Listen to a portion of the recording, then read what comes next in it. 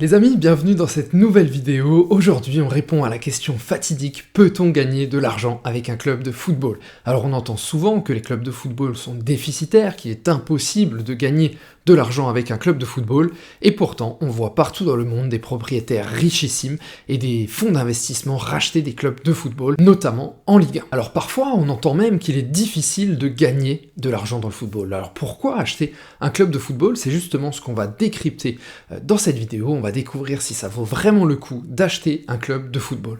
Alors cette vidéo, elle va être divisée en plusieurs parties. Dans un premier temps, on va parler un petit peu de ce qu'un club de football gagne réellement financièrement. Ensuite, on parlera des différents types de propriétaires. Il y en a 4. Et enfin, pour finir, on va parler réellement de comment un club de football et surtout comment un propriétaire de football, d'un club de football, va gagner de l'argent dans le football. C'est justement dans cette dernière partie qu'on va évoquer des raisons précises dont on ne parle jamais, des raisons qu'on ne voit pas dans les médias. Et pourtant, c'est en réalité comme ça que beaucoup de clubs de football gagnent de l'argent.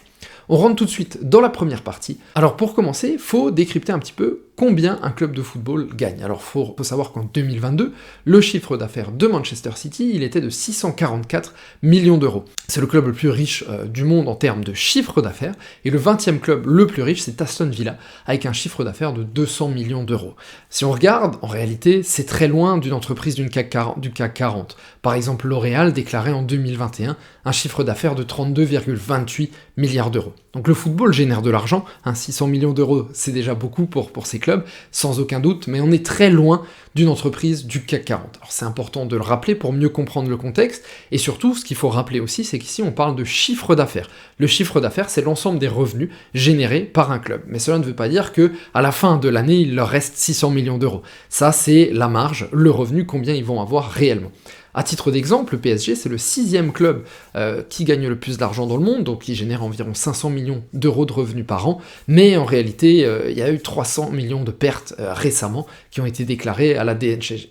Et ce qu'il faut aussi comprendre, c'est que le fonctionnement d'un club de football est un peu différent du fonctionnement d'une entreprise traditionnelle. Un club de football peut perdre de l'argent et continuer à exister pour la simple et bonne raison que ses propriétaires, souvent, vont continuer à mettre de l'argent. La raison, c'est aussi que les actionnaires n'ont pas peur de remettre la main au pot et de rajouter de l'argent dans le club, et je vais vous expliquer précisément pourquoi en fin de vidéo, dans la dernière partie de cette vidéo. Mais avant ça, on va parler des 4 types de propriétaires d'un club de football. Premier type de propriétaires, ce sont les clubs État. Alors ici, on va parler du PSG avec le Qatar, ou aussi du City Football Group qui appartient à un fonds d'investissement des Émirats Arabes Unis, et encore de l'Arabie Saoudite qui a récemment racheté Newcastle. Alors dans le cas de ces clubs, on est sur un modèle d'un État qui rachète un pays, bien sûr via un fonds d'investissement, et en plus on est sur un cas où l'argent n'est pas vraiment un problème pour ces pays, qui sont un petit peu posés sur des puits de pétrole ou de gaz. L'objectif de ces pays, c'est avant tout de faire du nation branding, c'est-à-dire que les principales raisons sont de faire connaître leur pays, sont donc des raisons diplomatiques mais aussi touristiques, et d'ailleurs le Qatar, comme les Émirats Arabes Unis, le tourisme y a explosé ces dernières années. Vous avez probablement entendu parler de Dubaï qui se trouve aux Émirats Arabes Unis. Alors dans le cas de ces clubs, même s'il y a un endettement, ils vont pas hésiter à réinvestir, à remettre de l'argent, parce que de toute façon l'argent ils l'ont, et donc il n'y a pas de problème d'investissement. Un autre cas, ce sont les marques qui détiennent un club de football. Alors ici, on parle particulièrement de l'exemple de Red Bull, qui détient plus d'une dizaine de clubs de football dans le monde, mais on aurait aussi pu parler du cas de Peugeot. L'objectif ici, avant tout, ce n'est pas de gagner de l'argent avec le club, puisque c'est un objectif minime comparé à ce que la présence de Red Bull dans le sport le plus suivi au monde apporte à la marque. L'objectif, c'est vraiment de faire une marque grand public, et d'ailleurs, si on compare Red Bull à ses concurrents, Dark Dog ou Monster, on constate rapidement que Red Bull a dévoré le marché de la boisson énergétique, et c'est aujourd'hui un produit grand public, contrairement à ses concurrents. Troisième type de propriétaire dans le football, ce sont les fonds d'investissement. Alors il y a aussi beaucoup de fonds d'investissement qui sont propriétaires de clubs de football, je pense notamment à Blueco qui détient Strasbourg et Chelsea, ou encore à Toulouse et à l'AC Milan qui appartiennent à Redbird Capital. On pourrait aussi citer 777 Partners qui détient notamment le Red Star en France et il me semble le Hertha Berlin et quelques autres clubs dans le monde. Alors forcément, comme on peut l'imaginer, un fonds d'investissement investit de l'argent et donc il est là, comme son nom l'indique, pour avoir un retour sur investissement. On verra plus en détail dans la troisième partie, dans la prochaine partie, comment ces fonds gagnent de l'argent dans le football.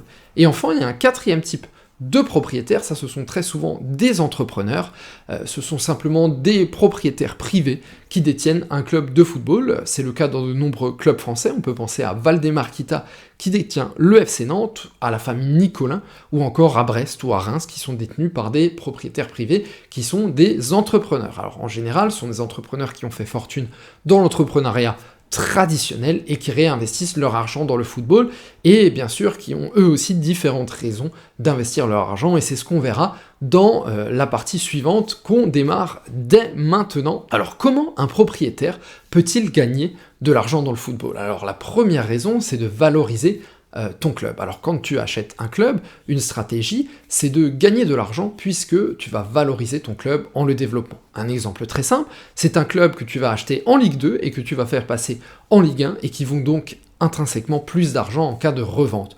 Un exemple simple, encore une fois, c'est le Racing Club de Strasbourg qui a été récupéré en CFA et qui a été revendu ensuite lorsqu'il était en Ligue 1 et que cet actif avait pris de la valeur dans le temps, notamment grâce à la montée en Ligue 1, bien sûr pas que. Il faut quand même préciser que ce genre d'investissement, même s'il peut sembler intéressant lorsqu'on voit les chiffres de la revente, en réalité ce n'est pas forcément le meilleur des investissements. En effet, il est rare qu'un club double sa valeur en quelques années, et c'est plutôt un investissement sur un très long terme, d'autant plus que le football demande aussi un temps conséquent à son propriétaire. Ce genre de développement, en général, il est plutôt visé par des fonds d'investissement qui vont aller acheter des clubs pas chers, les valoriser au niveau marketing, au niveau d'une montée en division supérieure, avec de nouveaux joueurs, pour potentiellement le revendre ensuite. Mais il y a un autre moyen aussi qu'utilisent les fonds d'investissement pour gagner de l'argent, et ça c'est le deuxième point, c'est la détention d'actifs valorisables. Alors un petit club de football, il détient également des actifs valorisables, et parmi ces actifs, l'un des plus intéressants financièrement, ce sont les joueurs de football. En effet, un joueur de football, il a une valeur financière sur le marché, et il peut également se valoriser dans le temps. Une stratégie très commune, c'est d'acheter un jeune joueur à petit prix, à un prix bas, de le valoriser en lui donnant de la visibilité, et encore une fois, les fonds d'investissement sont particulièrement friands de ce type d'investissement, et d'ailleurs je ferai une vidéo sur Todd Boehly et Bluco, et leurs objectifs avec Chelsea et Strasbourg, et comment vraiment ils veulent valoriser ces joueurs. Alors maintenant, on va parler d'autres moyens de gagner de l'argent dans le football, qui concernent beaucoup plus les propriétaires classiques et moins les fonds d'investissement. Un autre moyen de gagner de l'argent, ce sont les synergies avec l'entreprise du propriétaire du club. Alors si on regarde les propriétaires des clubs de football français, ce sont pour la plupart des entrepreneurs qui ont une entreprise à côté de leur club de football. Si on prend un exemple, le président de Reims, Jean-Marc Caillot, il est le fondateur d'une société qui s'appelle Transport Caillot, qui est un des leaders de la logistique en France. Autre exemple, Jean-Michel Aulas, qui n'est aujourd'hui plus président, mais qui était le président de l'OL et de CJ, d'une société de création de logiciels informatiques. Alors forcément, le football, il va te permettre de faire de nombreuses rencontres, et il va t'ouvrir de nombreuses portes qui ne sont rien d'autre que des opportunités professionnelles pour ton entreprise. Alors lorsque ton club est sponsorisé par une grande entreprise du coin, c'est probablement une opportunité énorme pour proposer les services de ton entreprise directement au patron de la société. C'est aussi l'opportunité d'inviter potentiellement tes partenaires pour venir voir un match de foot et passer un moment privé. Autre point également, c'est l'accès aux médias. Le football, c'est aussi une opportunité pour avoir accès à des médias grand public. À titre d'exemple, l'équipe, c'est 200 000 lecteurs journaliers, et c'est aussi le titre numéro 1 sur les cadres et dirigeants d'entreprise. Ça, c'est ce qu'affirme Amaury Bendia, le propriétaire du journal L'équipe. Alors lorsque tu es patron d'une société, le grand public ne te connaît pas forcément. Qui connaissait John Textor avant qu'il investisse dans le football? Qui connaissait dans le grand public Valdemarquita avant qu'il achète le FC Nantes? Et avec un club de football, tu t'offres une visibilité énorme auprès des entreprises françaises, voire auprès des entreprises mondiales. Et d'ailleurs, dans le cadre de John Textor, c'est particulièrement intéressant, puisqu'il développe une société d'intelligence artificielle pour les stades, et sa présence dans les médias a donné un gros coup de visibilité à son projet. Enfin, un dernier point qui n'est jamais abordé, mais qui pour moi est très important, c'est que le football te donne aussi accès aux institutionnels. Lorsque tu mènes un projet, tu as parfois besoin de l'accélérer, et pour cela, tu as besoin de relations avec les institutionnels. Ça peut être le maire de ta ville, ça peut être des députés, ça peut être le président de la République, soit pour pousser une loi, connaître des informations privilégiées sur le futur. Le football te donne l'opportunité de rencontrer les personnes politiques qui comptent dans ta région. Enfin, maintenant, dans la dernière partie, on va parler du vrai problème. Alors oui, les présidents de clubs de football ne sont pas à plaindre. Parfois, on entend des clubs qui finissent ruinés ou autres, mais ce sont plus des signes noirs, c'est-à-dire des cas très rares dans le football. Si les présidents de football investissent, si les fonds d'investissement investissent, c'est qu'ils ont une raison et qu'ils trouvent un intérêt. Le vrai problème, notamment du football français, c'est que le football français a un problème structurel. Et ça, j'en parlerai dans une autre vidéo, mais c'est que très souvent, les clubs de football français dépensent plus qu'ils ne gagnent. C'est-à-dire qu'ils ne sont pas à l'équilibre financièrement avant d'avoir vendu des joueurs. Et donc forcément, chaque année, tu es obligé de vendre tes meilleurs joueurs pour être à l'équilibre financièrement et passer la DNCG. Et ça, c'est un vrai problème structurel dans le football français. Pour conclure, comment un club de football gagne-t-il de l'argent? Alors premièrement, il peut gagner de l'argent grâce aux actifs valorisables. Deuxièmement, grâce à l'accès aux médias et aux institutionnels, mais aussi grâce aux synergies.